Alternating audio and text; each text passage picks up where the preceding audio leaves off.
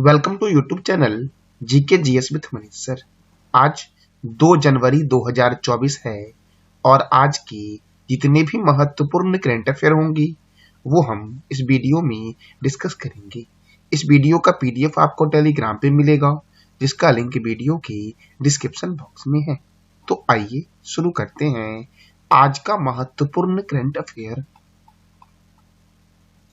आज का पहला प्रश्न है, भारत के पहले पनडुब्बी पर्यटन का अनावरण किस राज्य के द्वारिका में किया जाएगा? तो गुजरात के द्वारिका में साथियों भारत के पहले पनडुब्बी पर्यटन का उद्घाटन किया जाएगा। तो साथियों अब गुजरात के द्वारिका में किया जाएगा, तो गुजरात के बारे में जानते हैं। गुजरात की राजधानी है गांधीनगर। गुजरात के गवर्नर कौन हैं? तो आचार्य देवव्रत। और गुजरात के मुख्यमंत्री कौन हैं? भूपेंद्र भाई पटेल। गुजरात में राज्यसभा सीट 11 है और लोकसभा सीट 26 है। काकरा पारा परियोजना ताप्ती नदी पर गुजरात में है और उकाई परियोजना भी ताप्ती नदी पर गुजरात में है। साथियों देखो, पोरबंदर लेक वन्यजीव अभयारण्य गुजरात में है। रतन महल वन्यजीव अभयारण्य गुजरात में है। वंशदा राष्ट्रीय उद्यान गुजरात में है और थोल झील वन्यजीव अभयारण्य भी गुजरात में ही है। आपसे यहाँ ये भी पूछ लेगा कि थोल झील किस राज्य में है? तो गुजरात में है। वाधवाना आर्द्रभूमि, जंगली गधा अभयारण्य और ब्लैकबक राष्ट्रीय उद्यान किस राज्य में है? तो गुजरात में है। साथियों अगला प्रश्न आपका है, हाल ही में कौन सा राज्य भारत की पेट्रो राजधानी बनी है? साथियों भारत के पेट्रो राजधानी के नाम से प्रसिद्ध है गुजरात शहर। कौन सा शहर साथियों भारत की पेट्रो राजधानी है? तो गुजरात। देखो, जामनगर में दुनिया की सबसे बड़ी तेल रिफाइनरी और भरूच जिले के दहेज में ओपीएल पेट्रोकेमिकल परिसर के साथ गुजरात अब भारत की पेट्रो राजधानी के रूप में पहचानी जाती है। साथियों किस शहर का उपनाम है भारत की पेट्रो राजधानी? तो गुजरात का। अब जब गुजरात, तो मैंने तुरंत अभी बताया गुजरात की कि राज्यपाल कौन है, गुजरात के मुख्यमंत्री कौन है, तो इसके बारे में बताना है कमेंट बॉक्स में आपको कि गुजरात के राज्यपाल और मुख्यमंत्री कौन है। देखो, गुजरात के अहमदाबाद शहर में कपड़ा उद्योग अनुसंधान संस्थान है। प्लाज्मा अनुसंधान संस्थान भी कहां पर है साथियों? तो गुजरात की राजधानी गांधीनगर में है और कपड़ा उद्योग अनुसंधान संस्थान अहमदाबाद में है जो साबरमती नदी के किनारे है।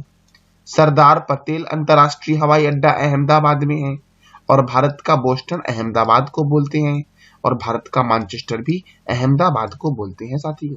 और अहमदाबाद कौन से रिवर के किनारे है साथियों? तो अहमदाबाद जो आपका है ये साबरमती नदी के किनारे है। साथियों प्लाज्मा अनुसंधान संस्थान जो है ये गुजरात के गांधीनगर में है। अगला प्रश्न हमारा है, पतले प्लास्टिक बैग पर प्रतिबंध लगाने वाला दुनिया का पहला देश कौन बना है? तो साथियों दुनिया का पहला देश बन गया है प्लास्टिक बैग पर प्रतिबंध लगाने वाला पतले प्लास्टिक बैग पे। साथियों कौन बना है? न्यूजीलैंड।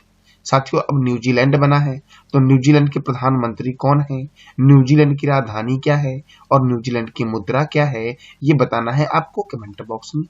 अगला प्रश्न आपका है, हाल ही में पृथ्वी के गहरे अध्ययन करने के लिए किस देश ने समुद्र पोत मैंगजियांग का अनावरण किया है? तो मैंगजियांग का अनावरण किया है साथियों चीन ने। किसने किया है? चीन ने। अब साथियों इसका काम क्या है? तो इसका उद्देश्य है पृथ्वी का आवरण। क्या? तो पृथ्वी का आवरण तथा समुद्र संसाधन का पता लगाना इसका उद्देश्य है। और चीन के रक्षा मंत्री ही बदल गए हैं, तो चीन के रक्षा मंत्री कौन बने हैं साथियों? तो डोंग जून बने हैं चीन के नए रक्षा मंत्री साथी। अब चीन की राजधानी क्या है? बीजिंग। चीन की करेंसी क्या है? रेनबिब्बी। देखो साथियों ई कचरे का सबसे बड़ा उत्पादक देश जो है वो चीन है, लेकिन प्लास्टिक कचरे का सबसे बड़ा उत्पादक देश कौन है? अमेरिका। चीन की सीमा लगती है सबसे अधिक देशों से, 14 देशों से साथियों। हाइड्रो संचालित ट्रेन शुरू करने वाला एशिया का पहला देश कौन है? चीन है, जबकि विश्व में जो है वो जर्मनी है हाइड्रोजन संचालित ट्रेन शुरू करने वाला साथियों पहला देश। अगला प्रश्न आपका है, प्रधानमंत्री नरेंद्र मोदी के द्वारा कहां महर्षि वाल्मीकि अंतरराष्ट्रीय हवाई अड्डे का उद्घाटन किया गया है साथियों? तो प्रधानमंत्री नरेंद्र मोदी जी के द्वारा अयोध्या में, उत्तर प्रदेश के अयोध्या शहर में महर्षि वाल्मीकि अंतर्राष्ट्रीय हवाई अड्डे का उद्घाटन किया गया है साथियों। अयोध्या है सरयू नदी के किनारे साथियों। कानपुर है गंगा रिवर के किनारे। लखनऊ है गोमती रिवर के किनारे और आगरा है यमुना रिवर के किनारे साथियों। और भी 2 शहर है जो यमुना रिवर के किनारे है। तो कौन से 2 शहर हैं ये बताना है कमेंट बॉक्स में आपको। अब देखो, गोपीनाथ बारदोली अंतर्राष्ट्रीय हवाई अड्डा गुवाहाटी में है साथियों। इंदिरा गांधी अंतर्राष्ट्रीय हवाई अड्डा नई दिल्ली में है। छत्रपति शिवाजी अंतर्राष्ट्रीय हवाई अड्डा मुंबई में है। नेताजी सुभाष चंद्र बोस अंतर्राष्ट्रीय हवाई अड्डा कोलकाता में है। अन्ना अंतर्राष्ट्रीय हवाई अड्डा कहाँ है तो चेन्नई में है साथियों। बाबा साहब अंबेडकर अंतर्राष्ट्रीय हवाई अड्डा नागपुर में है। सरदार वल्लभ भाई पटेल अंतर्राष्ट्रीय हवाई अड्डा अहमदाबाद में है। चौधरी चरण सिंह अंतर्राष्ट्रीय हवाई अड्डा कहाँ है तो ये बताना है कमेंट बॉक्स में आपको। लाल बहादुर शास्त्री अंतर्राष्ट्रीय हवाई अड्डा वाराणसी में है। श्री गुरु रामदास जी अंतर्राष्ट्रीय हवाई अड्डा अमृतसर में है साथियों। कहाँ पर है? अमृतसर में। राजीव गांधी अंतर्राष्ट्रीय हवाई अड्डा कहाँ है तो हैदराबाद में है साथियों। वीर सावरकर अंतर्राष्ट्रीय हवाई अड्डा कहाँ है? पोर्ट ब्लेयर में है। और आपको बताना है कमेंट बॉक्स में कि देवी अहिल्याबाई होलकर अंतर्राष्ट्रीय हवाई अड्डा कहाँ है, ये बताना है कमेंट बॉक्स में आपको। अब देखो, उत्तर प्रदेश के अयोध्या में महर्षि वाल्मीकि अंतर्राष्ट्रीय हवाई अड्डे का उद्घाटन मोदी जी के द्वारा किया गया। तो देखो, उत्तर प्रदेश की राजधानी है लखनऊ। उत्तर प्रदेश के मुख्यमंत्री हैं योगी आदित्यनाथ। उत्तर प्रदेश के गवर्नर है आनंदीबेन पटेल। यहाँ पे राज्यसभा 31 है और लोकसभा 80 है। दुधवा राष्ट्रीय उद्यान, पिलभित राष्ट्रीय उद्यान और अमानगढ़ बाघ रिजर्व जो है ये उत्तर प्रदेश में है। भारतीय चीनी तकनीकी संस्थान का हेडक्वार्टर कानपुर में है। भारतीय दलहन शोध संस्थान, सही कर लेना, भारतीय दलहन शोध संस्थान का हेडक्वार्टर कानपुर में है। Small industries development bank of India का हेडक्वार्टर कहाँ है?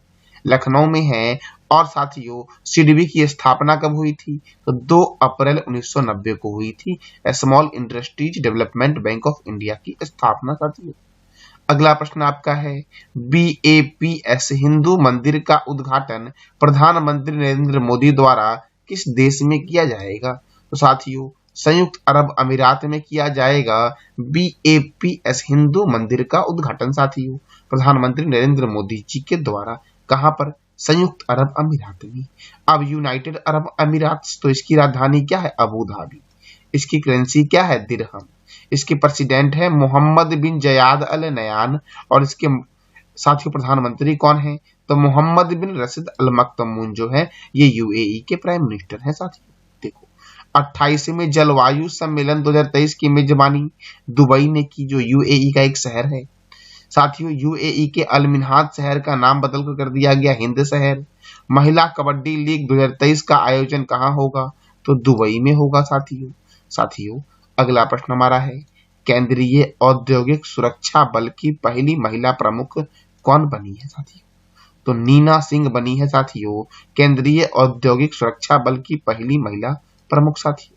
अब CISF साथियों, तो CISF का फुल फॉर्म है सेंट्रल इंडस्ट्रियल सिक्योरिटी फोर्स। इसकी स्थापना हुई थी 10 मार्च 1969 को और साथियों इसका हेडक्वार्टर कहाँ है? नई दिल्ली में है साथियों। देखो, ITBP के नए महानिर्देशक कौन बने हैं तो राहुल सरगोत्रा बने हैं और CRPF के जो महानिर्देशक बने हैं वो अनीश दयाल सिंह बने हैं। कौन बने हैं? अनीश दयाल सिंह साथियों। देखो, table tennis of India federation की पहली महिला अध्यक्ष है मेघना अहलावत। भारत के मुख्य सूचना आयुक्त कौन है तो हीरालाल समारिया है साथियों। भारतीय कुश्ती महासंघ के अध्यक्ष संजय सिंह। बॉम्बे स्टॉक एक्सचेंज के नए अध्यक्ष कौन बने हैं? प्रमोद अग्रवाल बने हैं साथियों। टाटा पावर रिन्यूएबल एनर्जी के MD एंड CEO कौन बने हैं? दीपेश नंदा बने हैं। रेलवे बोर्ड की पहली महिला अध्यक्ष और CEO है Jaya Verma Sinha. Press trust of India के नए अध्यक्ष बने हैं KN शांता कुमार साथियों। प्रेस इंफॉर्मेशन ब्यूरो PIB के नए प्रमुख कौन बने हैं? मनीष देसाई बने हैं। केंद्रीय प्रत्यक्ष और सीमा शुल्क बोर्ड के नए अध्यक्ष बने हैं संजय कुमार अग्रवाल। रेलवे सुरक्षा बल के महानिर्देशक कौन है?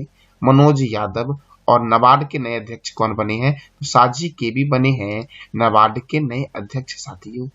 साथियों भारतीय तटरक्षक बल के 25वें महानिदेशक बने हैं राकेश पाल। हिंदू ग्रुप के नए अध्यक्ष कौन है? निर्मला लक्ष्मण है। अशोक लीलैंड के नए एमडी एंड सीईओ हैं सीनू अग्रवाल। सीबीआई के नए निर्देशक कौन है? प्रवीण सूद हैं। ट्विटर के नए सीईओ है लिंडा याकारिनो। संघ लोक सेवा आयोग के नए अध्यक्ष कौन बने हैं? तो मनोज सोनी बने। साथियों भारतीय प्रतिस्पर्धा आयोग की पहली महिला चेयरपर्सन कौन बनी है? तो रवनीत कौर बनी है। कौन बनी है? रवनीत कौर। साथियों देखो, कुछ प्रमुख देशों के द्वारा प्रधानमंत्री नरेंद्र मोदी को सम्मानित किया गया है। जैसे मिस्र के सर्वश्रेष्ठ सम्मान ऑर्डर ऑफ द नील से सम्मानित किया गया है प्रधानमंत्री नरेंद्र मोदी को। फ्रांस का सर्वोच्च सम्मान है लीजन ऑफ द ऑनर, इससे भी सम्मानित किया गया है। ग्रीस का सर्वोच्च सम्मान है grand cross of the order of honour, 2023 से प्रधानमंत्री नरेंद्र मोदी को सम्मानित किया गया। फिजी का सर्वोच्च सम्मान है companion of the order of Fiji. साथियों इनसे भी प्रधानमंत्री नरेंद्र मोदी जी को सम्मानित किया गया है।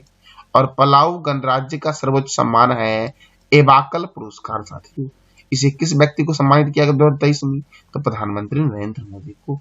साथियों वर्ड ऑफ द ईयर 2023 को देखते हैं एक बार। तो देखो, ऑक्सफोर्ड डिक्शनरी ने रीज को साथियों वर्ड ऑफ द ईयर घोषित किया है। मरियम वेबस्टर ने ऑथेंटिक को साथियों वर्ड ऑफ द ईयर घोषित किया। कॉलिंस डिक्शनरी ने एआई अर्थात इसका साथियों फुल फॉर्म होगा आर्टिफिशियल इंटेलिजेंस।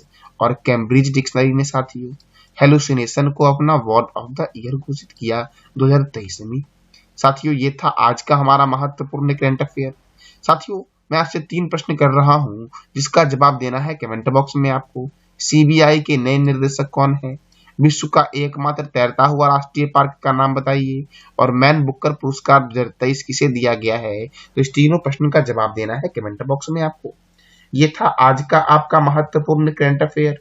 जानकारी अच्छी लगी तो चैनल को लाइक करें, शेयर करें और सब्सक्राइब करें। धन्यवाद।